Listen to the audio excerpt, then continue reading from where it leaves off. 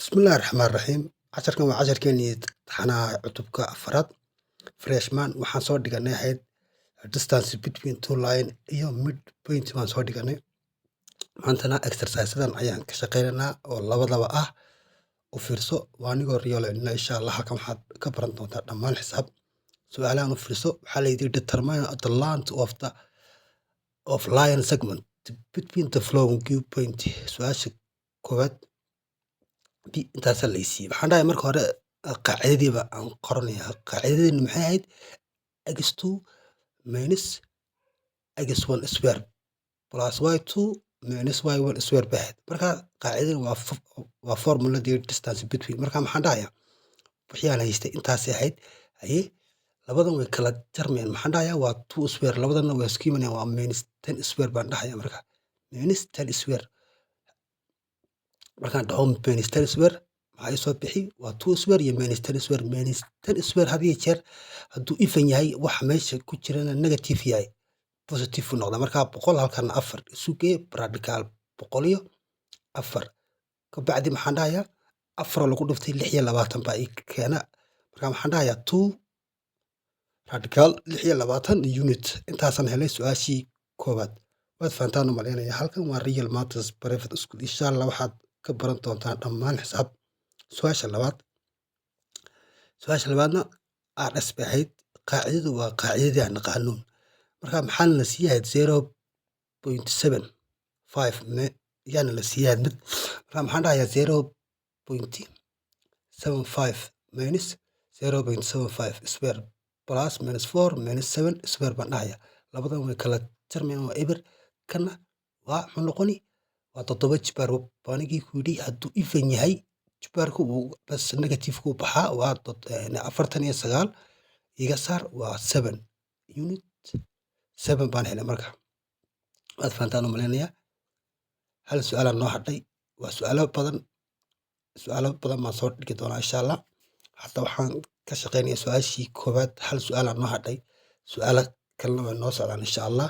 Waxaan rabaa si pure inaad u fahantaan insha Allah. U fiirsada su'aasha sida maxaa la siiyay intaasaa la siiyay sida u yar fiirsada. Marka intaa la siiyay maxaan dhahayaa 3x plus 1 baan dhihi minus 2x square. Marka labadan way kala jarmayaan maxay noqoni waa x plus 2 square. Kuwana way kala jarmayaan adiga arkay y iyo minus 2 iyo plus 2 kaas waa 0. Kana maxaan dhihi x plus 1 square baan dhahayaa bas x plus 1 square. Marka sidaa dhaho x plus 1 square plus 0 baan dhahayaa. Labada waa 0 waa iska daayay kaas intar baan qaadanaya. Marka square kan radical kan buu iga saaraya. Maadaama radical ku dhex jiro haddana square yahay radical ku iga dhex saaraya. Maxaan dhahayaa marka x plus 1 unit baan dhahayaa waa CD. Waad fahanteen baan u maleynayaa. Waa anigoo riyooleynaa insha Allah waxaad ka baran doontaan xaggan dhammaan xisaab qaab aad iyo aad u fudud. Su'aalo kale aan soo socda. Fiirso waxaa la yidhi given baa la siiyay Q4 intaas T-na intaa. Marka maxaa la dhahay length of intaasaa la siiyay. Marka distance-gii aan raadinayay waxaad haystaa. Marka determine baa la yidhi the value of B. Qiimaha B baan soo saarnaa. Distance-gii radical 8 baan haystaa. Haye intii la siiyay maxaan dhahayaa B minus 4 square plus 3 minus 1 square baan dhahayaa. Labadaas way kala jarmayaan. Labada maxaan dhahayaa waa B maxaan dhihi kaana square-kii radicalka maxaan siinayaa 8 kan siinayaa suu 8 kayga baxo square-ka yani jibaarka intaan haystaa. Kan muxuu noqon waa 8 B square minus 8 plus intan. Marka 8 kan soo wareejin maxaan dhihi B square minus 8 plus labadan isu gee waa 20 ka jar 8 waa B square minus 8 B plus 12 baan helayaa. Marka intaa helo factorize baan samaynayaa. Waan isireynayaa. Maxaan u isireyni saan u helo. Marka waxaan raadsanayaa tiro markaan isku dhuftana ii keenta 12. Markaan isku keenana ii keenta negative 8.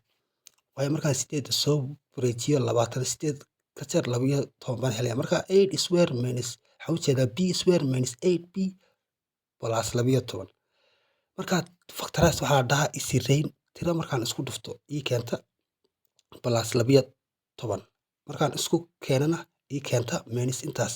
Marka maxaan dhahayaa waa 6 iyo 2 labada isku dhufo waa 12 isku keen labadoodu marka waa negative way isku keen haddana labadooda waa -8 laba negative isku dhufo waa positive 16 waad fahantaan u malaynaya marka factorize saas la dhaho anagii 9 kusoo dhiganay marka kabacdi maxaan dhahayaa b maxaan helay marna 6 baan helay marna 2 baan helay b maxaan helay markaan isreeyo b minus 6 b minus 4 waa 2 waan ujeedaa waa inta ay keenta marka b maxaan helay marna 6 marna 2 baan helay waad fahantaan u malaynaya insha allah casharkan waa casharkeeni taxanaha freshman unit 4 marka insha allah waxaan soo badinayaa ka shaqaynta su'aalayaasha exercise-ka marka casharkan aad buu u fudud yahay muhiimaddu waa inaad fahantoon wuxuu markuu leeyahay formula aad buu u fudud yahay haddaad formulada laakiin aanad xafidin wuu ku adkaanaya marka insha allah unit 3 ga ardayda isoo weydiinaysa unit 3 haddaad tagto youtube-kayga ood dhex gasho waxaad gashaa grade 10 unit 2 polynomial iyo grade 11 unit 1 intaasuu ku jiraa function iyo polynomial ba dhammaan waa anigoo real assalaamu calaykum waraxmatullahi wabarakatu